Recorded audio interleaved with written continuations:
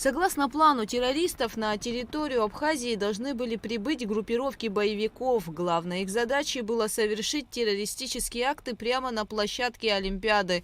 Тогда в нашей республике был создан сводный межведомственный оперативный штаб, куда вошли представители силовых структур Абхазии, Российского пограничного управления и 7-й военной базы. Работа штаба проходила под руководством на тот момент председателя СГБ, а ныне президента Абхазии Аслана Бжания. Перед Олимпиадой в 2012 году, в 2013 году у нас тоже было совершено большое количество тяжких преступлений, терактов. Напоминаю, что в 2012 году в феврале было совершено покушение на президента. В результате этого преступления погибло 2 офицера охраны. Почему я об этом говорю? Потому что в том или ином виде к этим преступлениям причастны силы, которые пытались сорвать Олимпийские игры. Было совершено покушение на главу Пицунды. Было совершено убийство вице-консула Вишернева, вице-консула России в Абхазии. Было совершено покушение на главу Гудаутского района. Все это делали одни и те же силы. У нас окопались террористы, была местная ячейка международной террористической организации «Имарат Кавказ». В мае 2012 года практически была ликвидирована деятельность этой преступной ячейки. Также в 2014-м абхазскими силовиками велась борьба с террористической группировкой, которая была нацелена на совершение терактов в республике и действовала с территории Турции. Они были связаны с террористом по фамилии Лакаев, который совершил убийство вице-консула Вишернева. Ему удалось убежать с нашей территории и был задержан сотрудниками правоохранительных органов в Грузии. По итогам задержания Лакаева была прервана очень серьезная цепь. Он должен был совершить 2 теракта в день открытия Олимпийских игр. Один в пресс-центре Олимпийских игр, другой рядом со стадионом. Для этого все было готово. Они к этому готовились заблаговременно. Подготовка к этим преступлениям началась примерно в 2011 году. Помимо задержания преступников и предотвращения терактов, силовики обнаруживали и вывозили большое количество оружия и взрывчатых веществ. Во время Олимпийских игр в Сочи на нынешнего министра внутренних дел Роберта Киут была возложена непростая миссия руководства подразделением по борьбе с терроризмом и организованной преступностью. С нашей стороны вывозилось немалое количество взрывчатых веществ, которые также в районе Пластунки есть такое кладбище, наверное, знает кто-то о нем. Там осуществлялись схроны, планировали теракт в мэрии Сочи и многих-многих других, как говорится, местах. Соответственно, совместно с нашими коллегами из ФСБ и другими силовыми структурами нам эту ячейку удалось раскрыть и, соответственно, провести масштабную работу, где одновременно, как на территории Республики Абхазия, так и на территории Российской Федерации, данные граждане были задержаны, привлечены к уголовной ответственности. В настоящее время некоторые из них отбывают, как говорится, наказание в местах лишения свободы, некоторые уже по сроку вышли, но в то же время находятся под нашим контролем постоянно. Могу сказать, что именно проведенная работа тогда, на сегодняшний день, всем нам позволяет в этом направлении сдерживать стабильность. То есть я со всей ответственностью могу заявить, что на протяжении всего этого периода на территории Республики Абхазия террористических или иных ячеек не существует. В период проведения Олимпийских игр в Сочи в Абхазии проводилась активная работа по борьбе с диверсионными группами из Грузии. Ситуация в приграничной зоне была непростой. На границе похищали людей. В Абхазии работали завербованные грузинскими спецслужбами граждане, чтобы докладывать о ситуации в республике. Однако абхазские силовики знали наперед о том, что интересует врага.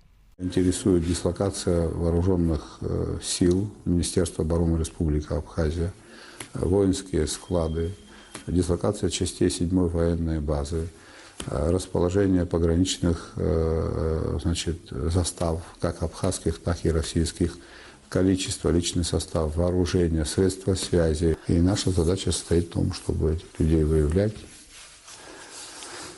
И в некоторых случаях мы вынуждены действовать очень жестко по отношению к ним. В Гальском районе на тот период периодически с территории Грузии засылались люди, которые были нацелены на похищение людей. Помните, это практически систематически это происходило. Ежедневно, еженедельно, чтобы не было такого, что кого-то украли, такого не было. Но в этом направлении всеми нашими службами была организована работа. Какими службами, я вам скажу, это в том числе МВД Республики Абхазия, служба госбезопасности, пограничное управление ФСБ России, а также коллеги наши из ФСБ России. Мы объединили наши усилия, все наши сведения, которые в отношении этих людей мы имели, и, соответственно, провели последнюю крайнюю спецоперацию, при которой нам удалось практически ликвидировать всю эту группировку, которая занималась этим, и в том числе и организовывала эти похищения. Благодаря слаженной работе абхазских силовиков с российскими коллегами грузинские спецслужбы не смогли провести на территории Абхазии ни одного террористического акта. Более того, то, что задумал враг, было просчитано на несколько шагов вперед. Вот этот период продемонстрировал результаты, какие могут быть достигнуты, когда налажено взаимодействие. Взаимодействие между ведомствами Абхазии и Российской Федерации. Мы этот бесценный опыт хотим распространить и на сегодняшний день в том числе, потому как задачи, они одинаково важны как для российского государства, так и для нас. Задачи, связанные с обеспечением безопасности наших государств, с обеспечением правопорядка в наших государствах. Поэтому мы готовы и дальше работать вместе для достижения заданной цели. Были даже случаи, чтобы понимали, когда группы уже планировали и заходили на территорию Республики Абхазия. Мы их уже ждали, прямо на входе брали. Были те, которые уже где-то пытались расформироваться, устанавливали там уже взрывчатые вещества на дорогах, мы их там накрывали. Работа велась очень серьезная. Конечно же, это все проходило. Почему нам это все удавалось? Потому что нам помогали наши российские коллеги. Это техническая часть, в первую очередь, очень так серьезно была настроена.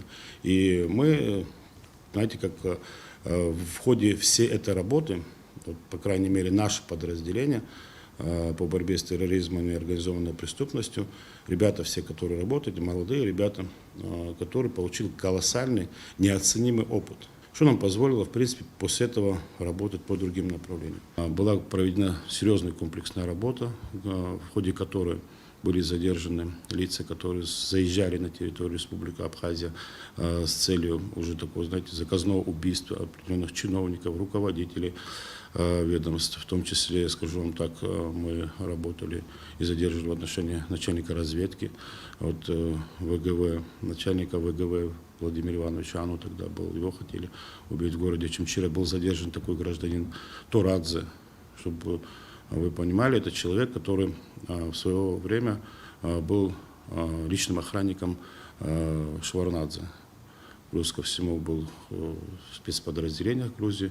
В 2008 году участвовал в южно-осетинских событиях, за что был награжден высокими наградами Грузии. То есть достаточно подготовленный человек. Можно сказать, очень чисто разговаривал по-русски. Видимо, поэтому был и подобран, и отправлен сюда. В качестве туриста находился в городе Чимчира, готовил покушение. Соответственно, мы выявили его, задержали, посадили. При нем было обнаружено специальное оружие, то есть с шумопоглощающими средствами. И, соответственно, вот такая работа у нами проводилась. Не только он, еще был ряд других направлений. Ну, в некоторых случаях нам удавалось даже и ликвидировать людей, которые не сдавались. Были такие случаи тоже.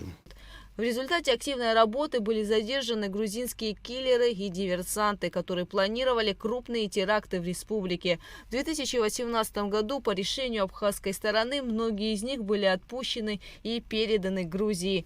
Знаете как, я ценю свой труд, не только свой, а своих сотрудников в первую очередь. Вы знаете, как было непонятно для всех нас, когда всех тех, о ком я сегодня говорил, особенно все те, которые присылались со стороны Грузии, те же диверсанты, киллеры, я вам говорю так, вот киллеры, которых мы задерживали, которые должны были осуществить злостное деяние свое на территории Республики Абхазия, шпионы и всякие другие лица. Там порядка где-то, я не помню, около 12 человек в общей сложности у нас содержались в местах лишения свободы, особенно все в СГБ были переданы потом по какой-то дружественной, такой, скажем, дружественный жест, наверное, был какой-то сделан нашего руководства, и они были переданы в Грузию. Крайний, которого передали, был Лукава. Но для меня было удивительно, почему все говорят о Лукава. Лукава, да, понятно, он совершил преступление, он был задержан, он жил у нас на территории, все остальное. А лица, которые реально ходили под спецслужбами, спецслужбы Грузии, скорее всего, конечно же, их просто так не бросили и, соответственно, сумели вызволить их из наших тюрем и увезти к себе в Грузию, конечно же. Вот это для меня было непонятно, потому что, вы знаете, как я считаю, что это наши основные противники. Это люди, которые пошли на этот шаг. Пошли на шаг прийти на территорию Республики Абхазия и, допустим, любого там чиновника или кого-то, они шли убивать, они уносили отсюда сведения, составляющие государственную тайну, и мы почему-то их всех подарили. Для меня это непонятно. Около 12 человек до Лукава были освобождены, ну, как бы помилованы и отправлены домой. Ну, может, кто-то когда-то даст определенное пояснение, как это происходило. До сих пор я его не слышал. Не смогу я понять, как это могло быть. Вы знаете, как я почему об этом могу говорить? Потому что каждого из них я лично присутствовал при задержании. Я знаю, как это происходило. Сколько труда нашего было вложено туда. Преступники были переданы грузинской стороне, однако что этому предшествовало, чего стоила их свобода и где они сейчас, доподлинно неизвестно. Гугут Савардани, Алексей Агухава, Абхазское телевидение.